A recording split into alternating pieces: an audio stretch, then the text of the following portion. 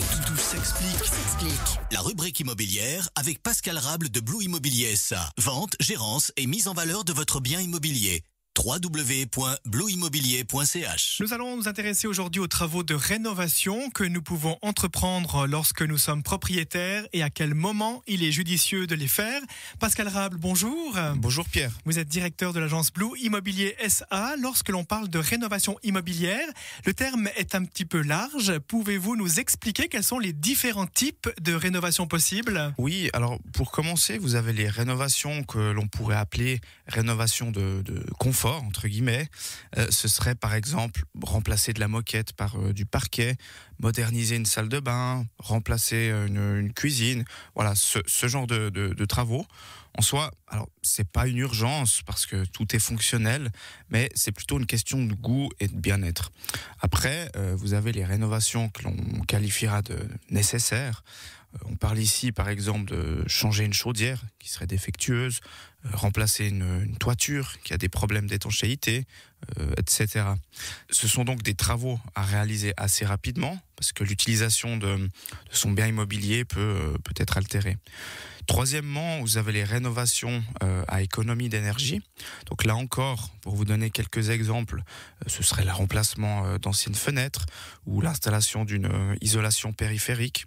On pourrait s'en passer dans l'absolu, mais ça apporte vraiment néanmoins un confort supplémentaire, une économie d'énergie aussi, et donc forcément une économie d'argent. Et pour terminer, vous avez vraiment les grosses rénovations où on transforme complètement le logement, voire on l'agrandit même.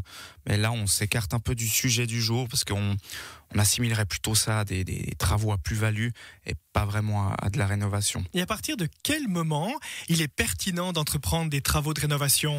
Donc, si on parle de rénovation de confort, il n'y a pas vraiment de bon ou de mauvais moment, hein. Je dirais que c'est selon vos envies, votre temps, surtout si vous faites certains petits travaux vous-même, mais c'est aussi et surtout même une question d'argent. Après, si c'est des travaux qui concernent la deuxième catégorie, ceux que j'avais qualifiés de nécessaires, alors le plus tôt sera forcément le mieux, hein, parce que c'est vrai que certains problèmes, s'ils ne sont pas traités rapidement, peuvent détériorer votre immeuble. Je pense par exemple à des problèmes d'infiltration d'eau.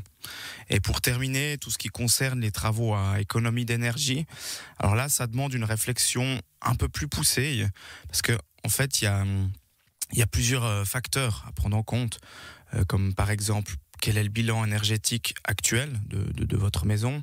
Est-ce qu'elle est bien isolée ?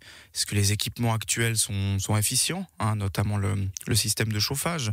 Quel est le montant que vous payez chaque année pour vos charges ? Et quelles seraient vos économies en cas de rénovation ? Voilà, pour ce type de rénovation, il faudrait vraiment avoir une vision globale avant de commencer à les entreprendre. Pascal Rable, les coûts de certaines rénovations peuvent être conséquents, surtout si l'immeuble est ancien. Quelles sont les solutions qui s'offrent aux propriétaires ? En fait, qui dit rénovation dit généralement que votre bien immobilier est assez ancien et donc ça arrive forcément que vous soyez propriétaire depuis de nombreuses années, voire même plusieurs décennies, et durant ce laps de temps, vous avez certainement remboursé une partie de votre dette d'une part, et d'un autre côté, c'est même probable que la valeur de votre bien immobilier ait augmenté depuis que vous l'avez acheté. Alors si c'est le cas, vous aurez la possibilité d'augmenter votre emprunt à la banque afin de faire financer ces travaux de rénovation.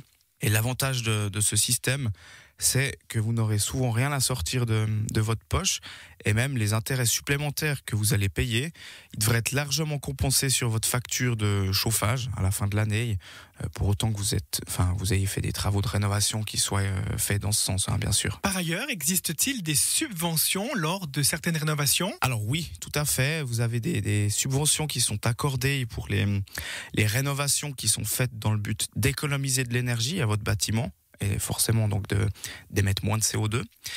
Alors ces subventions, elles sont cantonales et elles sont soumises à certaines conditions.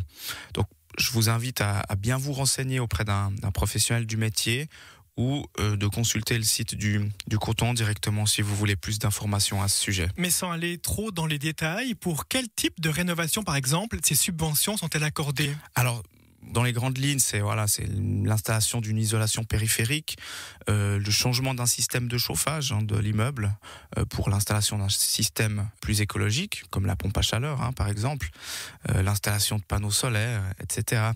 Puis un petit détail encore qui est assez important, donc il faudrait effectuer la demande de subvention avant de commencer les travaux et pas après, parce que c'est vrai que dans le cas contraire, vous risqueriez de rien vous faire rembourser, ce qui serait assez problématique finalement. Est-ce que nous pouvons déduire fiscalement les travaux de rénovation que nous réalisons ? Sur le principe, oui, tous les travaux d'entretien peuvent être déduits des impôts, pour autant qu'il ne s'agisse pas de travaux à plus-value, exception faite justement de ces fameux travaux qui sont destinés à économiser de l'énergie.